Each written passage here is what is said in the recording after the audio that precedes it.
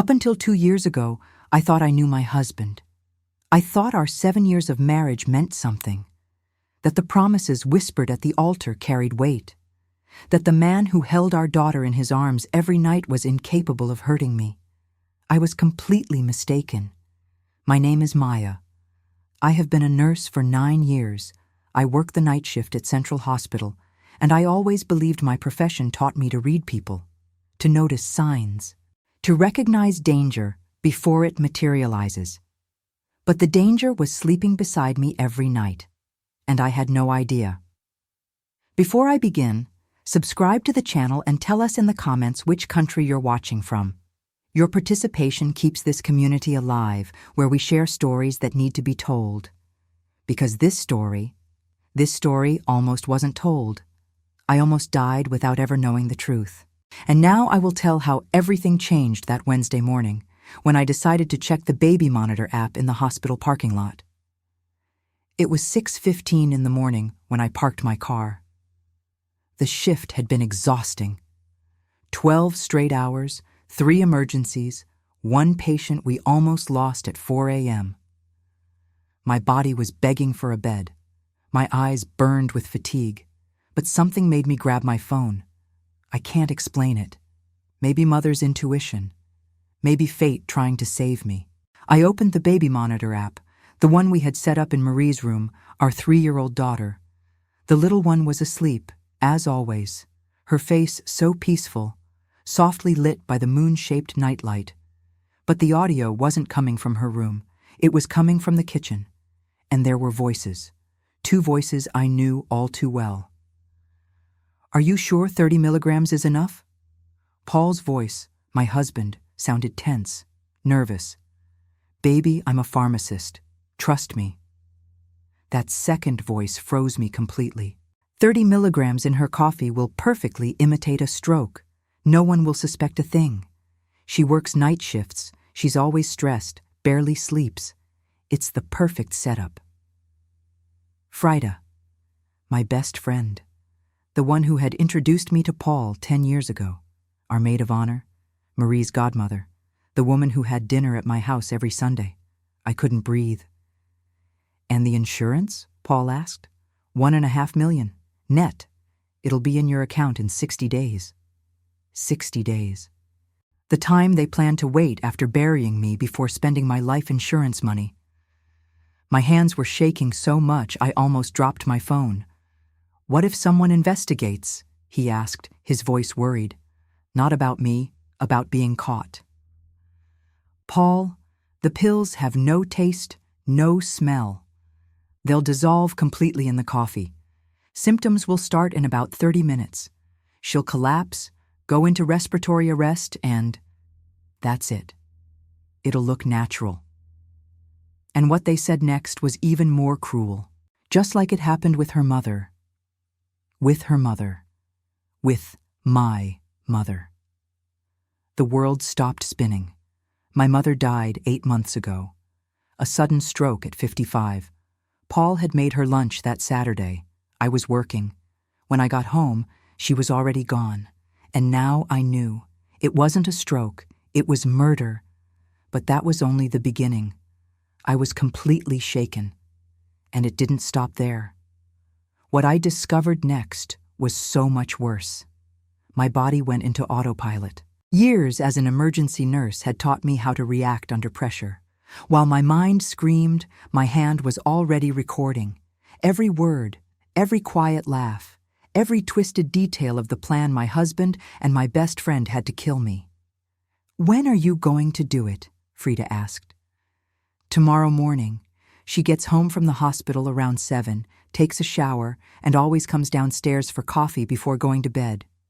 I'll get everything ready while she's in the shower. Tomorrow morning. 24 hours. That was the time they had given me to live. "And Marie?" Frida's voice sounded almost maternal, as if she cared. "She won't notice. She's 3. She'll forget in a few months. Kids are resilient." Resilient. He was planning to kill his own daughter's mother and calling her resilient. Tears streamed down my face, but I made no sound. I just gripped the phone tightly and kept recording. "You thought of everything, love." Frida laughed softly. A sound that once seemed melodic. Now it sounded like broken glass. "That's why I love you." "I love you too. In 2 months, we'll be free. We can start over. You, me, and our baby." Silence. A silence so heavy I felt its weight through the phone. "Our baby?" Paul repeated, and for the first time, his voice carried real emotion. Joy. "I'm pregnant, Paul. 4 months. It's yours." 4 months. They had been together long enough to create a life while planning to take mine. "Frida, this is..." He was crying. Crying with happiness. "It's everything I ever wanted. A real family, not this farce I live with Maya." Farce. 7 years, a daughter, a house, promises. Farce. I turned off the audio and stared at my steering wheel. The sun was rising. It was a beautiful morning. Birds sang in the parking lot trees. The world carried on as usual, but my world had ended. Then I remembered something, a phrase my mother had told me before she died. She had called me that morning, before lunch with Paul. "Maya, dear, no matter what happens, protect Marie, always protect our little girl." At the time, I thought it was strange. Why would she say that? Now I understood. She had sensed something, and that changed everything. I took 3 deep breaths, a control technique we teach patients during panic attacks. Inhale for 4 seconds, hold for 7, exhale for 8. I needed to think clearly. My daughter was in that house, alone with a murderer. No, she wasn't alone. The baby monitor was still transmitting. She was still asleep, safe in her room. But for how long? I checked the clock, 6:23 a.m. Paul thought I'd get home at 7, like always, take a shower, go downstairs for coffee, and then. But I wasn't going home, not yet. I grabbed my phone again and called the number every American knows by heart. "Emergency services, what's your location?" "Central Hospital parking lot, Block C." My voice came out surprisingly steady. "I need to report a conspiracy to commit murder. I have everything recorded. My husband and his lover are planning to poison me tomorrow morning, and I believe they already killed my mother 8 months ago." Silence on the other end. "Ma'am, are you saying that..." "I'm saying I'm a nurse. I'm completely sober, and I just heard, live, through my daughter's baby monitor, my husband and a pharmacist planning my murder, including specific details about medication, dosage, and insurance policies. I need units sent to my house right now. My 3-year-old daughter is there." I gave them my address, emailed the recording to the address the operator provided, and waited. 7 minutes. That's how long it took for 3 police cars to arrive on my street. I watched everything through the baby monitor. I saw Paul rushing down the stairs when the doorbell rang. I saw the confusion on his face when he opened the door and saw the officers. "Paul Anderson?" one of them asked. "Yes? What's going on?" "You're under arrest for conspiracy to commit murder." The camera didn't catch his face, but I heard it, the sound of a man realizing he'd lost. "There must be some mistake, officer. I didn't..." "We have a recording. Your own words, Mr. Anderson. Please turn around and place your hands behind your back." As they handcuffed my husband, a female officer went upstairs, straight to Marie's room. I watched her appear in the camera's frame. I watched her kneel beside my daughter's bed. I watched Marie wake up, confused, frightened. "Hi, sweetheart. My name's Sarah. I'm a police officer. Your mommy asked me to come get you. It's okay. You're safe now." Marie cried, but she let the officer pick her up. Then they stepped out of the frame, out of the house, out of danger. I closed my eyes and finally let the tears fall. And that's when I realized the story wasn't over yet. What I did next, no one saw coming. Frida was arrested 2 hours later. At the pharmacy where she worked, right as she was preparing the poison that was supposed to kill me. They found everything: the pills, the fake prescriptions, the access logs for the controlled medications. And they found much more than I ever could have imagined. While Marie stayed with my sister Samantha, I spent the next 3 days at the police station, answering questions, giving statements, signing search authorizations. And it was during those searches that the real horror came to light. Paul had a secret apartment, a place he had been renting for a year and 4 months, $3,000 a month. A place where he stayed with Frida on the weekends when I was working, where they planned their future while stealing mine. They found thousands of messages going back 2.5 years. That means Marie was only 6 months old. It started during the very first months of our baby's life. Maya is so pathetic. She actually thinks our marriage means something. I can't wait to get rid of her. You deserve better, my love. When she's gone, we can finally be free. Each message was like a knife to the heart. But I kept reading, because I had to know. I had to understand the full extent of their betrayal. They had 4 life insurance policies in my name. 4, totaling $4,800,000. Paul had been slowly draining our joint accounts for months. Small amounts I never noticed. Always too busy with work and with Marie. $50 here, $100 there, sometimes $500. In total, he had stolen $72,000 from the money I earned working night shifts, while he pretended to be a devoted husband. But the discovery that completely broke me came on the 4th day. Detective Morgan, a woman in her 40s with kind eyes and a steady voice, sat across from me in the interrogation room. "Maya, I need to tell you something." She took my hand. "We exhumed your mother's body." My heart stopped. And? It wasn't a stroke. It was potassium chloride, a substance that causes cardiac arrest and perfectly mimics the signs of natural death. Frida had access to it at the pharmacy. My mother was murdered, deliberately, premeditated. Why? My voice came out hoarse. Why would they kill my mother? "We believe it was a test," Morgan said gently, tightening her grip on my hand. "They wanted to see if the plan would work, if it would go unnoticed, if it wouldn't raise suspicion. Your mother was practice. My mother, who raised me alone after my father left, who worked 2 jobs to put me through nursing school, who cried tears of joy when Marie was born. Practice. Something broke inside me in that moment. It wasn't anger. It was clarity, absolute clarity that I had married a monster. But what came next wasn't revenge. It was something far more powerful. The trial lasted 4 weeks, the 4 longest weeks of my life. Every day, I walked into that courtroom and saw the man I had vowed to love until death.